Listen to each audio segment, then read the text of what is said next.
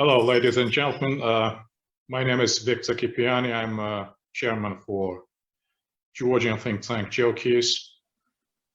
It is my special pleasure and privilege to discuss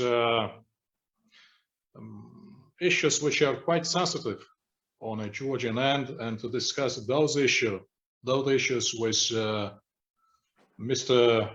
Rolf Mayer, who is the founding director of South African Organization in Transformation Initiative, who is a former South African minister, politician, and chief negotiator in the very historic process that ended apartheid. And when I'm saying that I have a special guest and having a special privilege, I have a sense that I have the history present here. So thank you so much indeed, Mr. Mayor. I think that your insight would be extremely educative to Georgian society. Of course, the context is different on our side, but sometimes, and often, quite often enough, history will repeat itself. And transition, regardless whether transition in religious context or in political or in social context or any other context, always takes place with pain. I had a quick look at the major milestones and tried to make my own selection, but I found it very hard because so much was happening back in 80s and 90s. But still, to remind to our audience that, and you would correct me if wrong, but I got an impression that although the so-called Declaration of Faith, which was signed in 1974 and which has laid down the framework for transition, the very practicable steps they started by end of 80s, especially in 1980, when de Klerk has replaced Botha as a president for South Africa and made his very first contact with Nelson Mandela, who was then released from prison in 1990. Since 1990, the National Party governments actually started taking steps to dismantle discrimination by lifting the ban on the African National Congress in the first place, which then was followed by African National Congress winning the very first non-racial elections and Mandela becoming the president. Although the story has not ended there, and it was turned into more intense process of dismantling the regime of apartheid. I should necessarily mention setting up the Truth and Reconciliation Commission chaired by Archbishop Desmond Tutu in 1996. Then adopting the interim constitution, which turned into the new constitution for South Africa in 1996. So all in all, we really have a special guest who was co-creating the process itself alongside with many historical figures, and some of them are well known to Georgia. And therefore, I'm not surprised by reading that when back in 2009, President Motlanthe awarded Mr. Mayor with the Order of the Baobab in silver, I would cite for his immense contribution in providing special support in the birth of the new democratic South Africa through negotiations and ensuring that South Africa has a constitution that protects all these citizens. So based on this, my small but hopefully meaningful introduction, would really enjoy talking to Mr. Mayor, getting not just insight, but some very helpful lessons for us. Mr. Mayor, a very warm welcome. This is, I should also say that this is the very first ever events of this kind offered to Georgian audience and the community of experts, which portrays South Africa not just in terms of the process of ending the apartheid, but in overall, what this hugely interesting country to us is all about. What's about in its internal politics, its external ramifications. So definitely we would not be able to cover all these issues within just one webinar, but I very much hope that we would have some follow-up after this webinar, and we would be able to catch some other issues of interest. So very warm welcome, Mr. Mayor, and I would rather start by asking you the question which I framed in the following way. The South African transition to democracy coincided with late 80s and early 90s, and that was indeed a very historical stage for the world, for Europe, and for Georgia in particular, when confrontation between the West and Soviet Union has ended. We saw reunification of Germany, demise of Soviet Union, and at that time, if you please provide with your assessments, how have those global processes affected South African transition? How those global shifts look like from Pretoria? And how would you assess all that was happening in the late 80s? Was it unexpected to broader public, or was it sort of the natural evolution which was happening before? So all in all, what was the build-up to that very dramatic and fundamental shifts? Thank you very much indeed, and we're all in attention.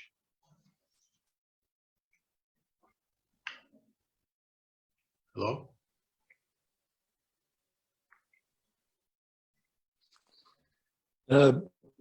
Victor, thank you very much for the introduction.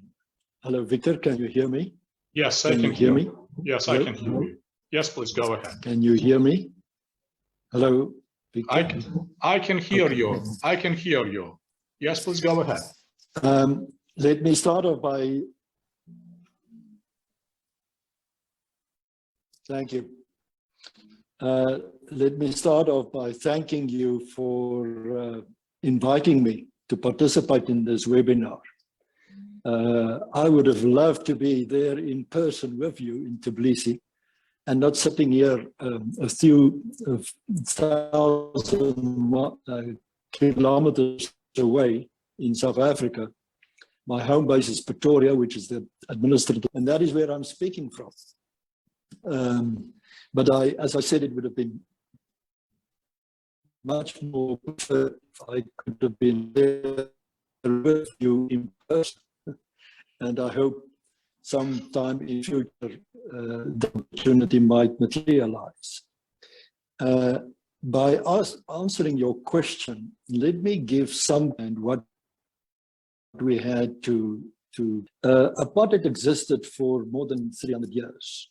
And it came about when the first Europeans arrived on African shores.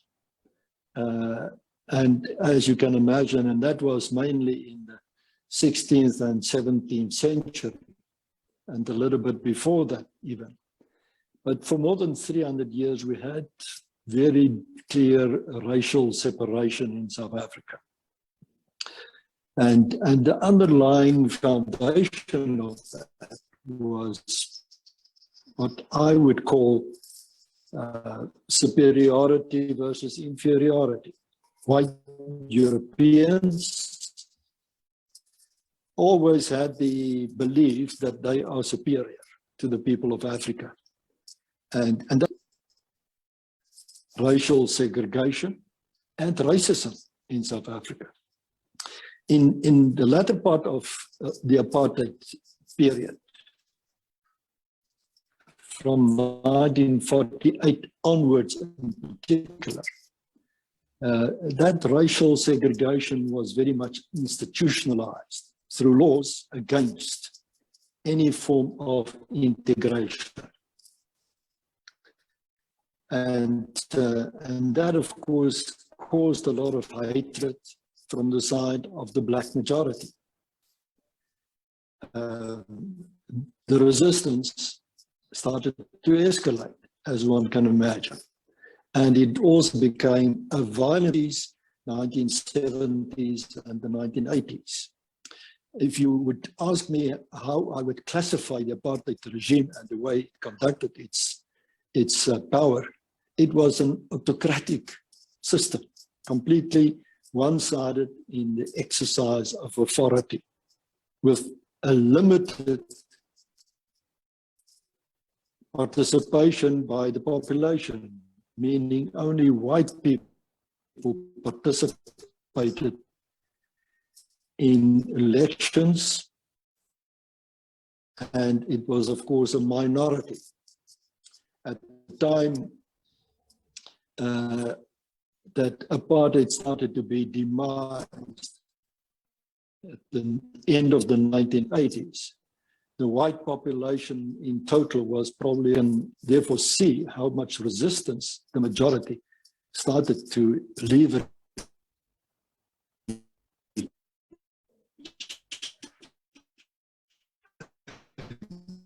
against the system over a period of time.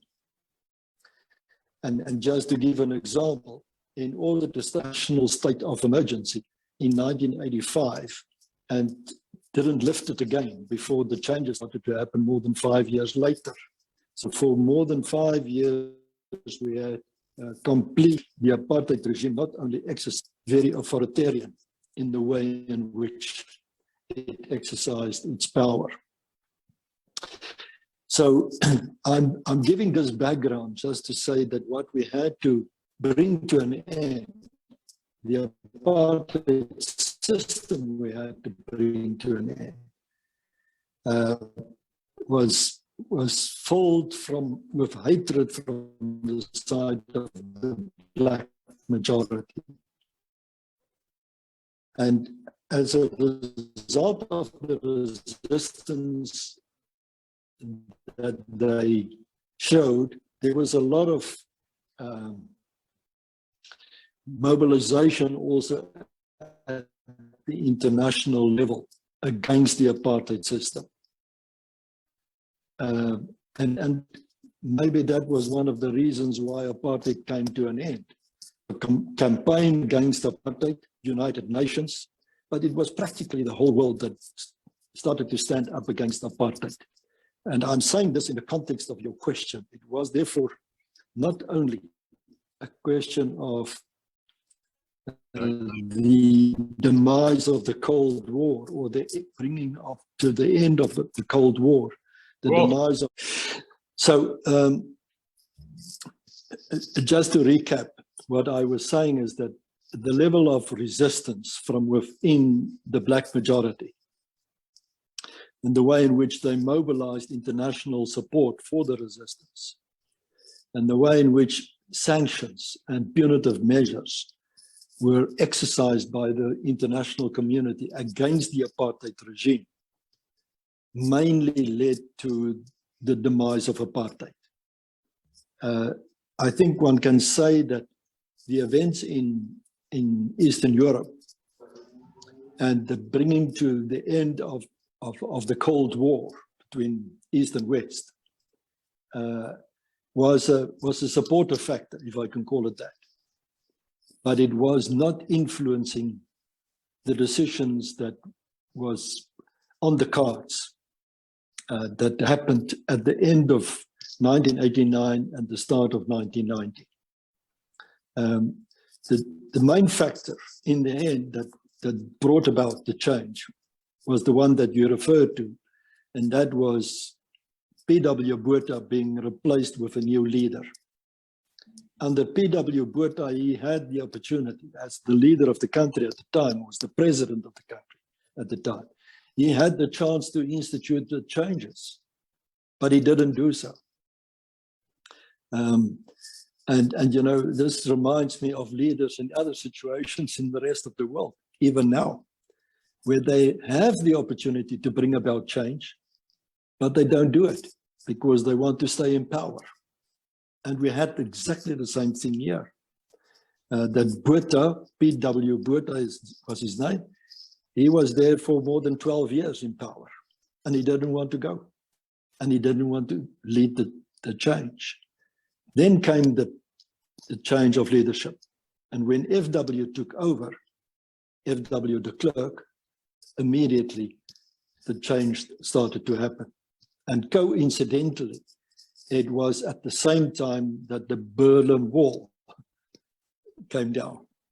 So, you know, there were many things that played in our favor, but the internal resistance and the realization on the side of the white minority that things have to change and the new leader coming in actually made it happen.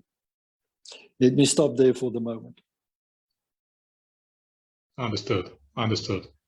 Thank you. Yeah, you pointed out to the role of a leader, and that is very crucial because a global context could play into your hands, but eventually changes are made by individuals. And in this particular case, we're speaking about special individuals. You work shoulder to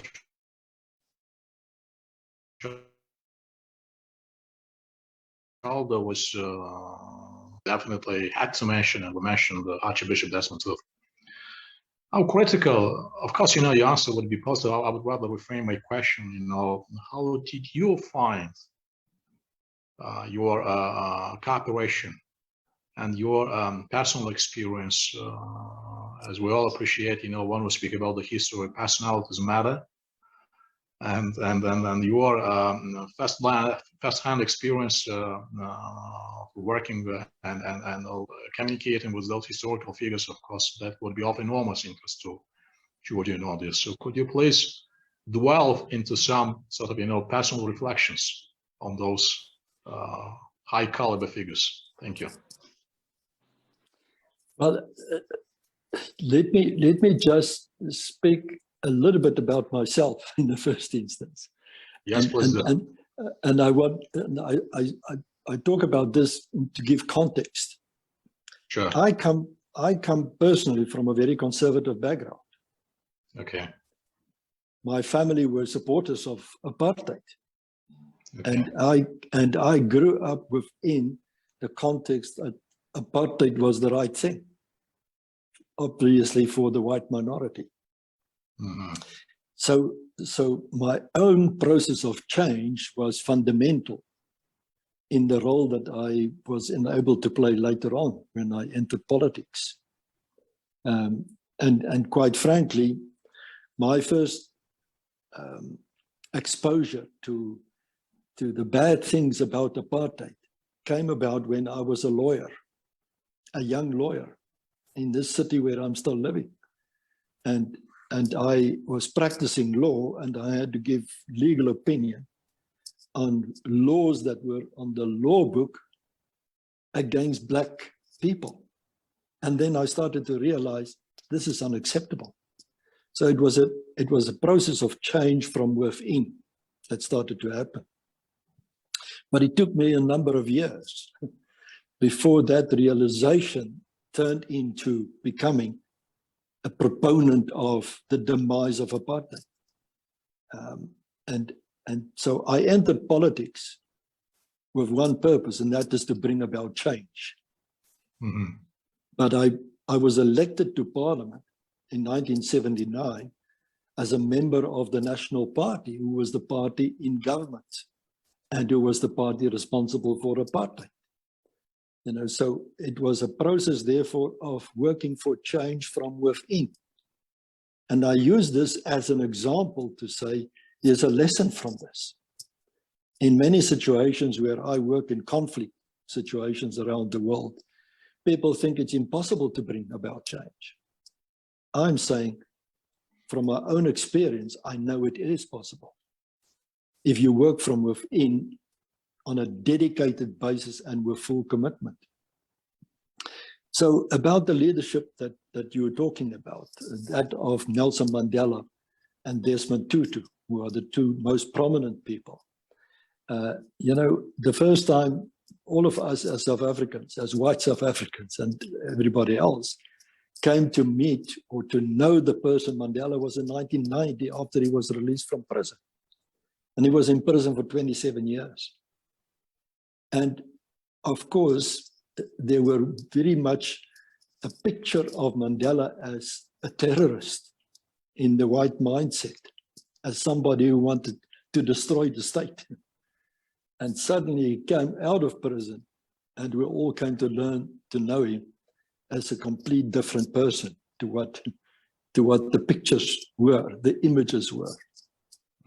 Mm-hmm. The amazing thing about him is that he was, in the end, the person who led us to real reconciliation. Mm-hmm. You know, and let me give you one example. Not long after he was released from prison, one of the things they did was to go and have a meeting, a cup of tea, literally, with the widow of the man who had put him in prison in 1964. Mm-hmm. You know, thereby reaching out to the white community, to say to the white community, I'm not your enemy. And in that way, he became a fundamental reformer and in favor of reconciliation. That is why all South Africans would regard him as the founding father of the nation today. You know, mm-hmm. Black and white, black and white. So he was an amazing individual. And if one thinks about it, you know, and this is maybe the good news for us who are the older generation. He came out of prison when he was 71. Mm-hmm. And then, of course, he worked for peace and he became the leader of South Africa, the president, first black president of South Africa. And in the space of about 9 years, he became a world icon, you know. So what I'm saying is it was a wonderful, major achievement. And we were so fortunate that we had a person like him who was leading us. But then there was Archbishop Desmond Tutu, who was an exceptional individual himself, who from the side of from the religious community made a huge impact. And he was, like you said, the chair of the Truth and Reconciliation Commission, which in itself was a major task to unify the nation and bring people together and to reconcile black and white. And he succeeded largely in doing that. I see.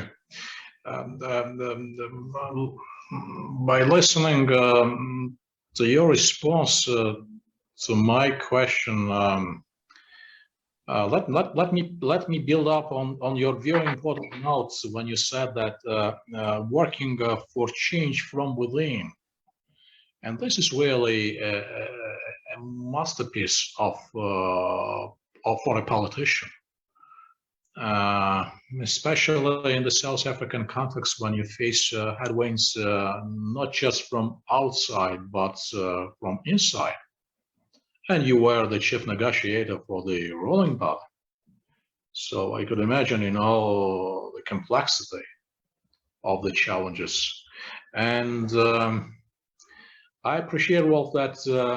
It's really very hard to give, you know, precise takeaways to young politicians in other countries. But I think that your experience and some of your personal tips, your personal experience from what you got from the process would be very much instructive to politicians on the Georgian end. This culture of convincing not just not your own people, I mean the counterparty, but people from within your political camp. So how did you and your team, you know, manage the process, you know, and I could expect, that the process was negotiations, were even tougher than it was expected at the very beginning. So could we please, reflect on your personal sentiments, if I may ask you in this way? Thank you. Well, you're absolutely right when you say it was a difficult, you can imagine it was a difficult process. It was indeed very difficult. It was very challenging. I was involved in the negotiating process from the beginning to the end, and it lasted for more than 6 years. Mm-hmm. So I can say I was every part of it. I was there every second of it. I lived through it. It was my total life. Mm-hmm. During that period. But here is what I would like to emphasize, and that is, you need inner conviction. If you want to stand up as a leader under such circumstances, you need, first of all, inner conviction.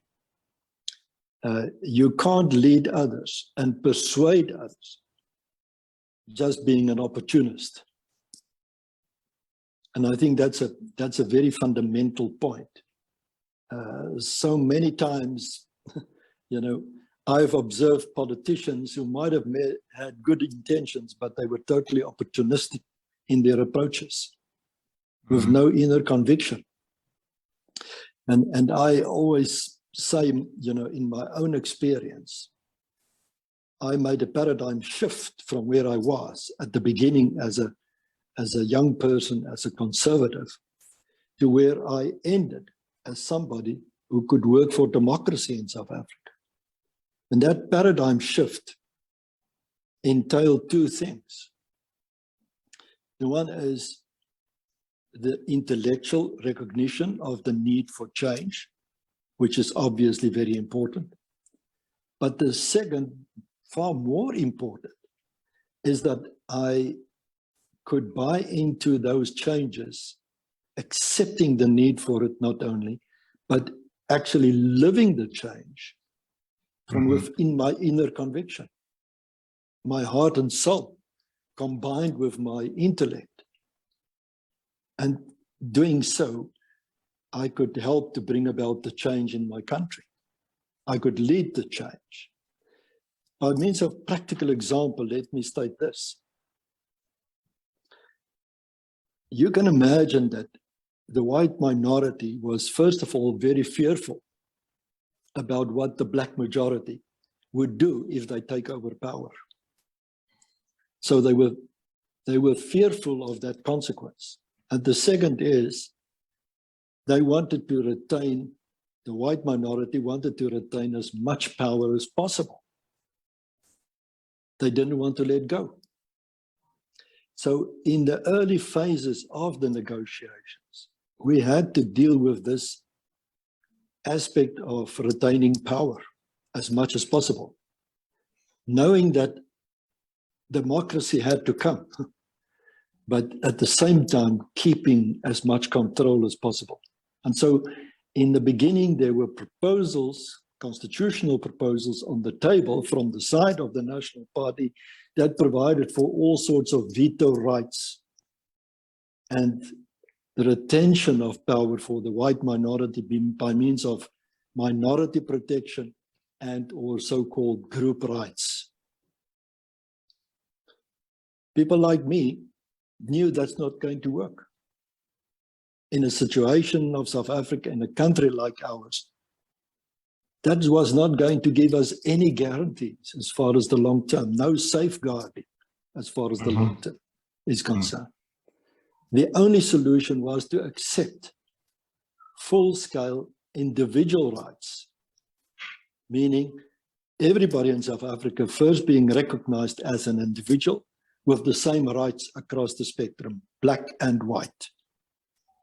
And realizing that and recognizing that and drafting a new constitution that guarantees those rights was the ultimate aim that somebody like myself was working for. But it needed convincing to the rest of the white community to persuade them to accept that.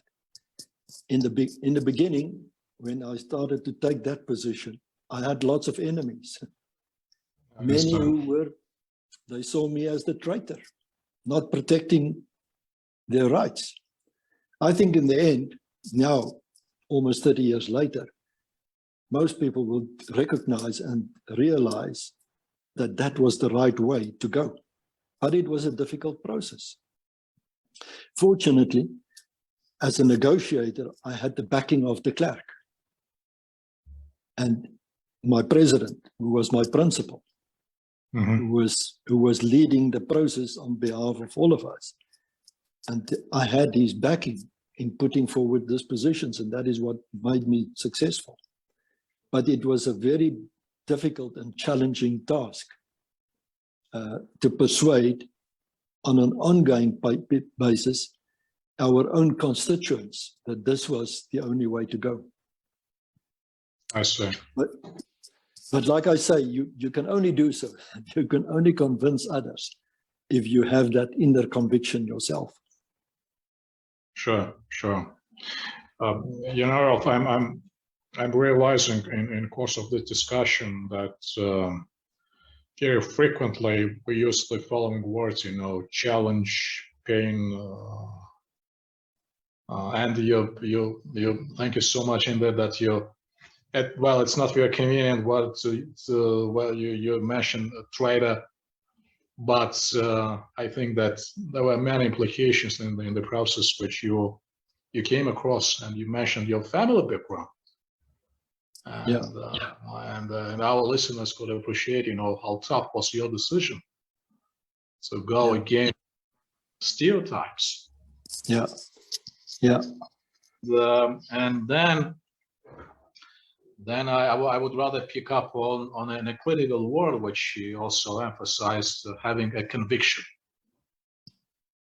that you're right, and eventually you would accept your cause would succeed. Probably you would not personally could witness, you know, in a final outcome, but your cause of action would succeed.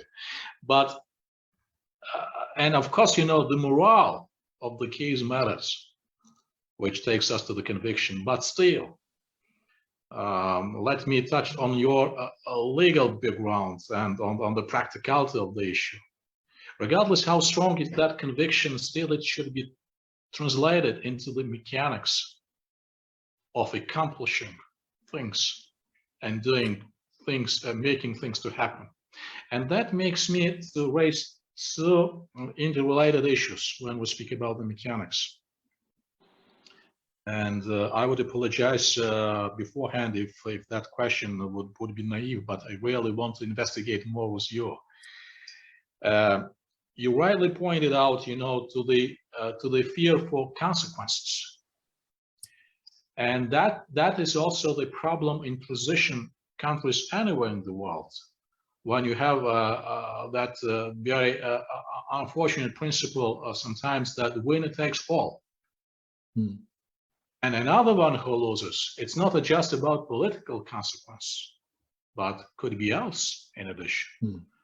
That introduces, you know, more fear into the process. That's one point when speaking about sort of the practical, the mechanics, how to alleviate that figure. And you mentioned that eventually focusing on individual rights and liberties could be sort of, you know, one of the options of handling. But the second issue, which came to my mind spontaneously, when you're letting certain regime loose and undergoing, you know, very dramatic changes, you still have to keep a control. I would say to keep an order. For South Africa negotiation process, that would be quite a big challenge, making such a big transformation and still not losing a state, if I may, but losing an order.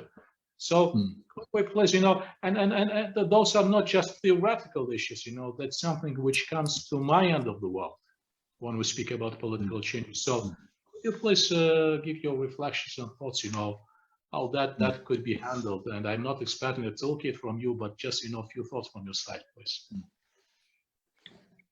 You are absolutely spot on in terms of that point that you're raising, your analysis of the consequences.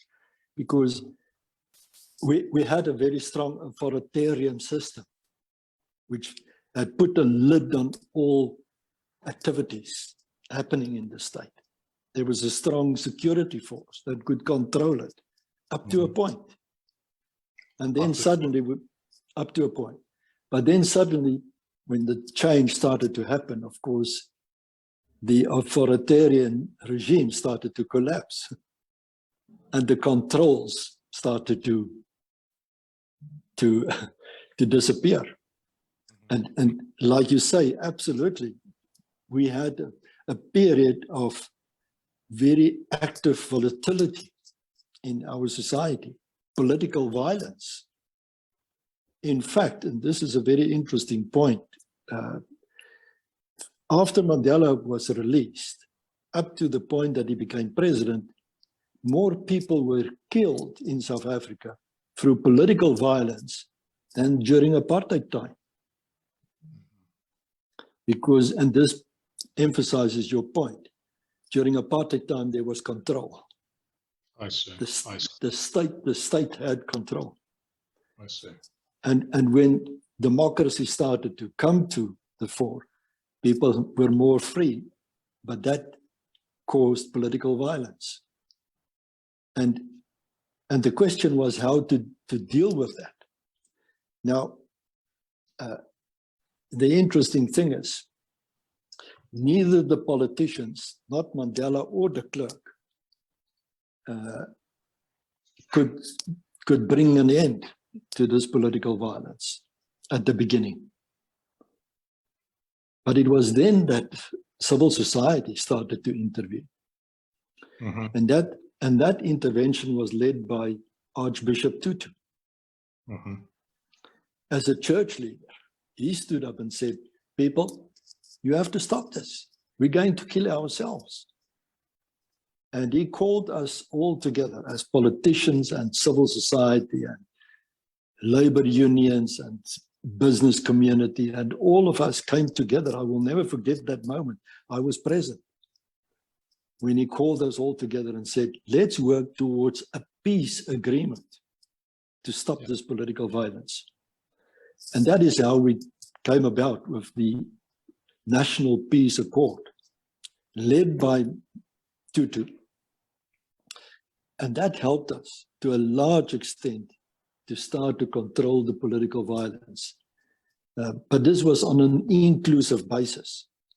It was now not the state dominating the peace.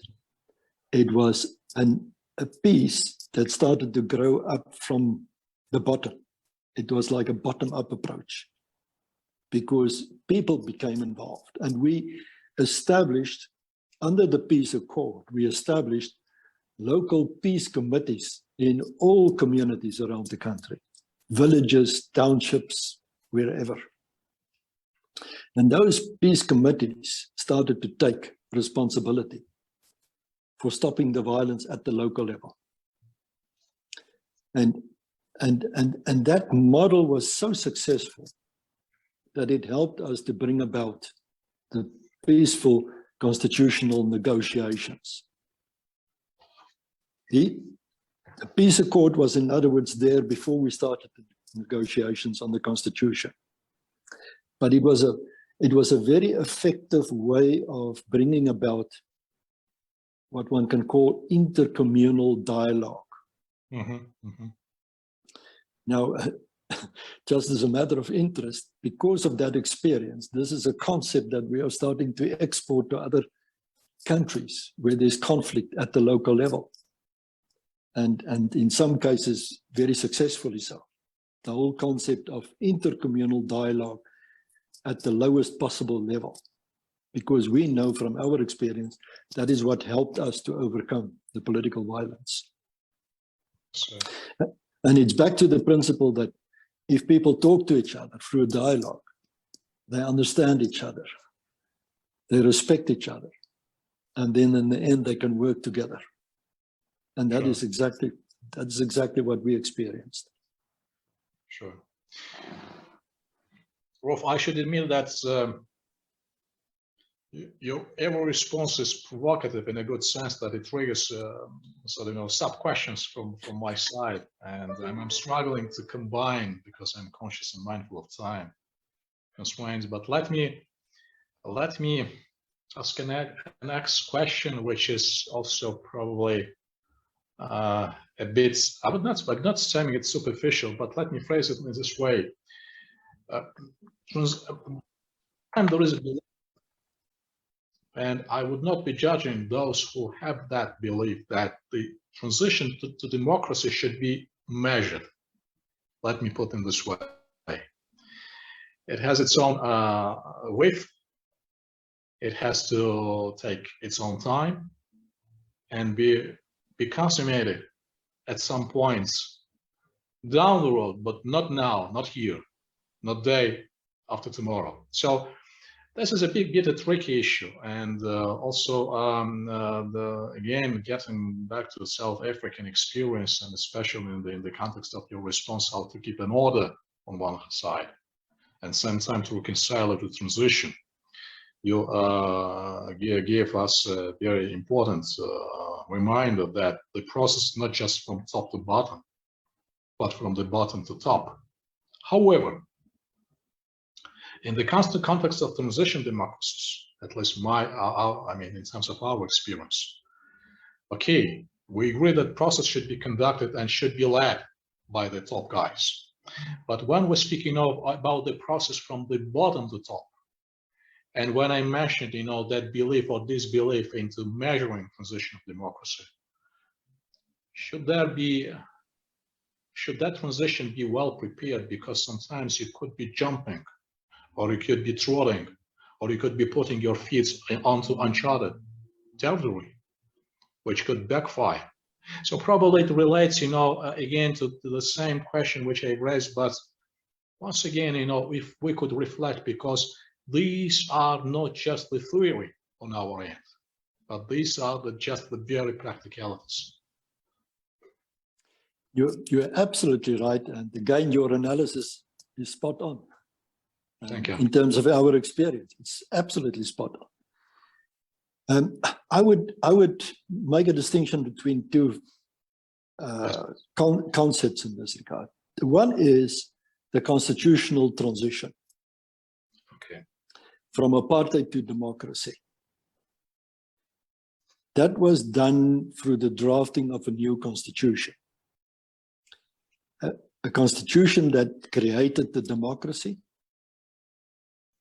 that was a process of negotiations and drafting that took us at least 4 years just to complete the constitutional drafting, etc.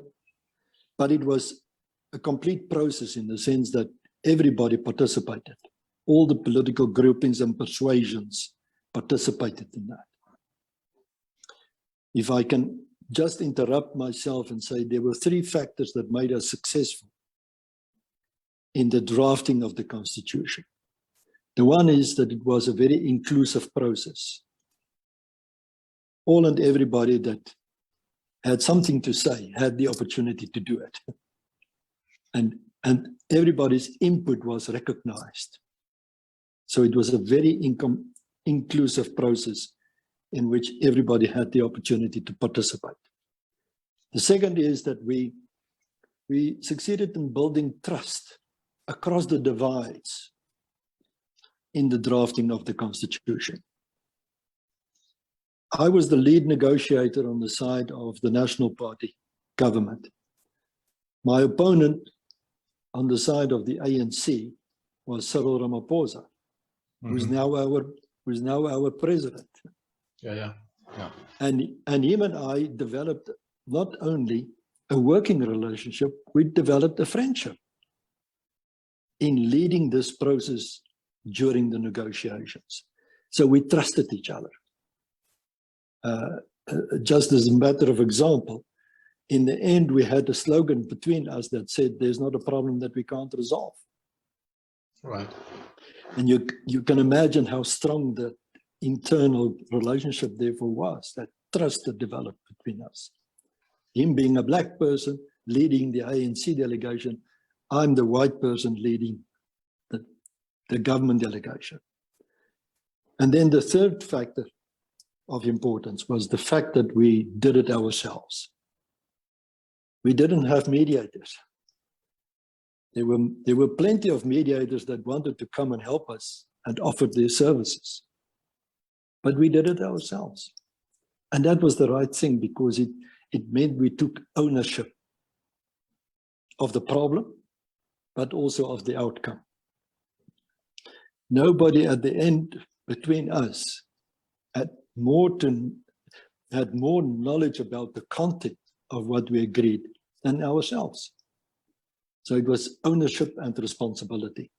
Those three factors, I think, were key in our success during the negotiations. So the end result was a smooth transition from apartheid to democracy. It was well planned. We had a transitional executive council that made all the preparations for the changeover from the white government to the new democratic government. And all of that happened very smoothly. So we can say the constitutional transition was a benchmark case. And many people in the world still come to us to share in that experience. But the second part, and this is where the differentiation comes in, was the socio-economic transformation of the country. And that was not sufficiently attended to.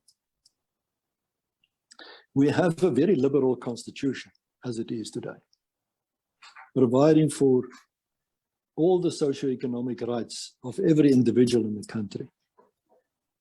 But the how about that didn't come to play.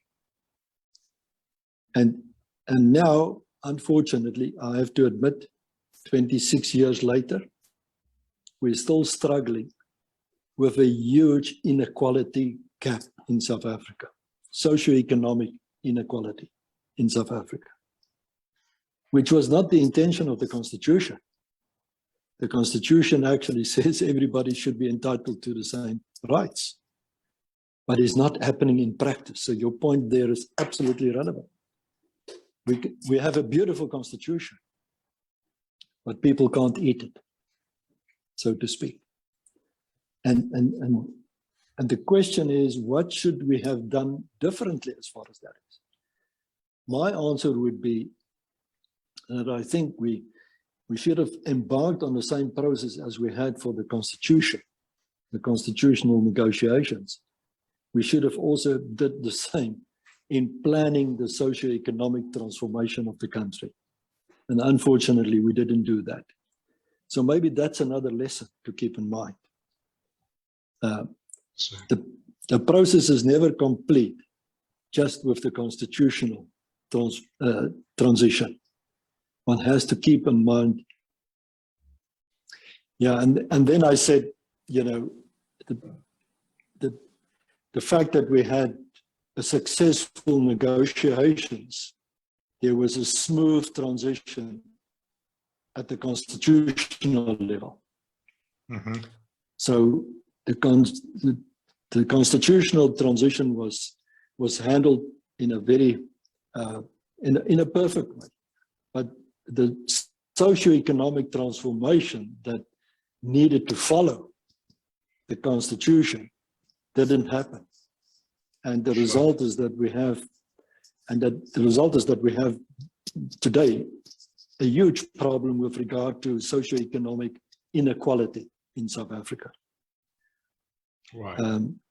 And it results in poverty, in unemployment, and it will be followed by political unrest if we can't find a way to actually redefine the economic model for the country. I completely agree with your point, and that's also something which I'm saying on my side, that of course our constitution matters, but still it's a byproduct of a social contract. And if a legal document is not premised on a social contract, including the social contract about the right distribution of wealth, then any idea undermined. from the very beginning. Yeah. About culture, it's about standards, it's about handling things.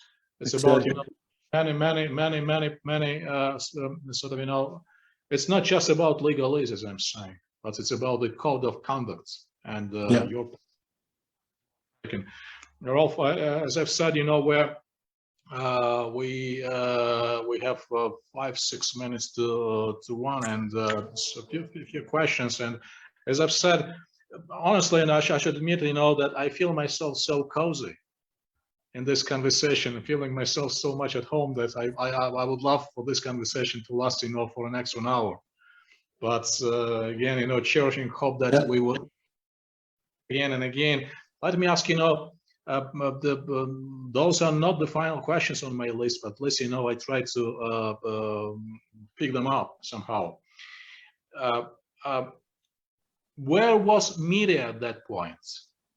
And of course, the media context was completely different because, to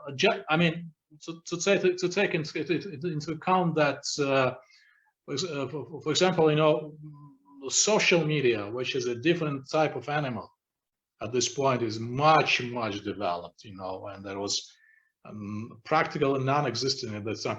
How did you manage to garner support of media, which nowadays, plays an autonomous role, and that autonomy sometimes steps beyond the limits and could threaten the political process, willingly or unwillingly? What was your interaction with it? Let me put it this way: was a proper media handling of the process? Yeah. Well, when you say there was no social media, it's absolutely true. We were very fortunate that social media didn't exist at that time. It would have probably made things much more difficult for us. Just to take into account, the first cell phones arrived at the beginning of 1994. Yeah. And that was the year that we had our first democratic election. So cell phones was not even there, let alone social media. But I think we took from the beginning the right decision, Victor, and that was that we said the process must be transparent. In other words, we invited in to our discussions the media. They were never excluded. And it was sometimes very embarrassing for us to let our fights that we had be visible to the media. But it was the right thing, because we, in the end, had a very informed public about what was under discussion. What were the pros and cons? What were the negotiators doing? And it was like a television series of how this whole process was evolving, and people could watch every day in their own lounges, in their own sitting rooms, and see for themselves what was happening. And I must say, I think we can say that for most of it, the media was quite constructive, because I think the media bosses at the time mostly wanted to see progress. They wanted to see change happening. They wanted to see an end to apartheid. And that helped us, so that the reflections of what we were doing were mainly positive. Not everything, but it was mainly positive. But the key point is, and I think this is the lesson, be transparent. It doesn't help to do things behind closed doors. Of course, sometimes we had to withdraw and have separate meetings to resolve issues. But the discussions in plenary was open to the media at all stages. Sure. Rolf, this would be my last question, not to abuse your time. I completely agree with you that a success of an overall process is about the transparency, including, ownership. But you also mentioned closed doors and avoiding doing things behind the closed doors. But the mechanics of the process, of course, involves some shuttle diplomacy as well. And we mentioned in course of our discussions several outstanding names: Mandela, de Klerk, Desmond Tutu.